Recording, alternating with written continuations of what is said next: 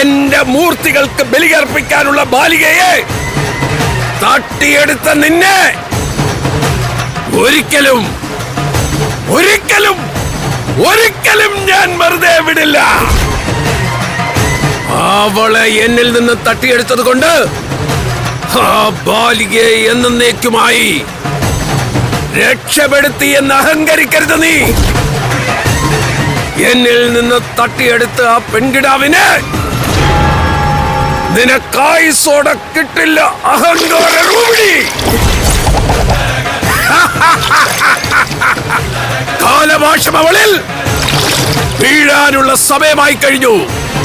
നീ മിടുക്കിയാണെങ്കിൽ കാലന്റെ മഹാപാശത്തിൽ നിന്ന് അവളെ രക്ഷിക്ക്. അഹങ്കാര രൂപിണി.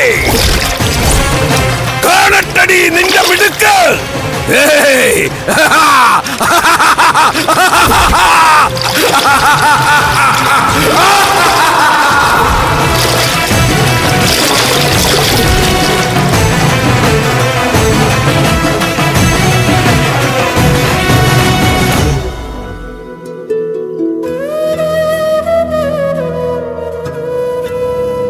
മകളെ, ഉണർന്നാലും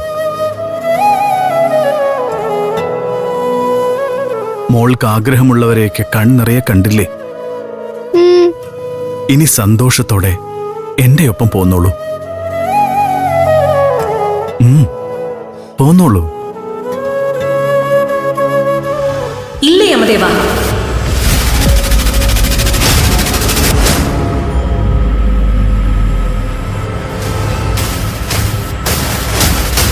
അങ്ങേക്ക് ഇപ്പോൾ ഈ കുഞ്ഞിനെ കൊണ്ടുപോകാൻ സാധിക്കില്ല.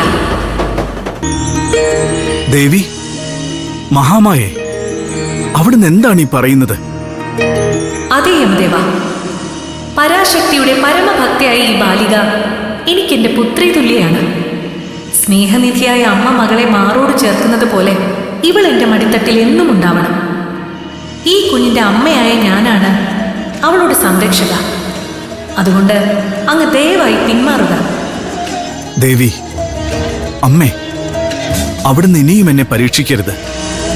എന്റെ ധർമ്മമാണിതെന്ന് അവിടത്തേക്ക് അറിയാമല്ലോ. അറിയാം യമദേവ, പക്ഷെ ഞാൻ പറഞ്ഞല്ലോ, നിഷ്കളങ്കമായ ഭക്തി കൊണ്ട് പ്രപഞ്ചമാതാവിന്റെ പ്രിയപ്പെട്ടവളായി തീർന്നവളാണ് ഈ കുഞ്ഞ്. ഈ കുഞ്ഞിനെ ഞാൻ മറ്റാർക്കും വിട്ടുതരില്ല. അമ്മേ, ഇനിയും എന്നെ പരീക്ഷിക്കരുതേ. ഇത് പരീക്ഷണമല്ല യമദേവൻ.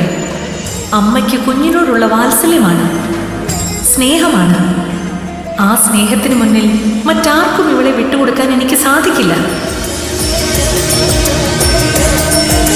സകല ചരാചരങ്ങൾക്കും മാതാവായ മഹാമായെ, പരമഭക്തയായ ഈ ബാലികയോടുള്ള അവിടുത്തെ സ്നേഹവും വാത്സല്യവും പൂർണ്ണമായും നാം മനസ്സിലാക്കുന്നു.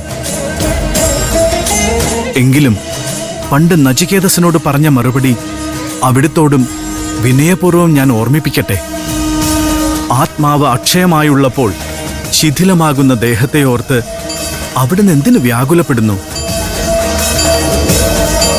അവിടുത്തെ ശക്തിയിൽ പ്രിയപ്പെട്ട ഭക്തയുടെ ആത്മാവ് ലയിക്കുന്നതല്ലേ കൂടുതൽ അഭികാമ്യം? ധർമ്മദേവനായ അങ്ങയുടെ ചോദ്യം ശരി തന്നെ. എന്നിരുന്നാലും എൻ്റെ ഈ പ്രിയപ്പെട്ട ഭക്തയുടെ ആത്മാവ് അവളുടെ ശരീരത്തിൽ കുറച്ചു നാൾ കൂടി കുടികൊള്ളണമെന്നാണ് എൻ്റെ ഇംഗിതം. നിഷ്കാമ കർമ്മത്തിൻ്റെയും അചഞ്ചലമായ ഭക്തിയുടെയും പ്രതീകമാണവൾ. മനുഷ്യകുലത്തിന് നന്മയുടെയും ഭക്തിയുടെയും സന്ദേശമോതി അവൾ ഭൂമിയിലെ വാസം തുടരട്ടെ.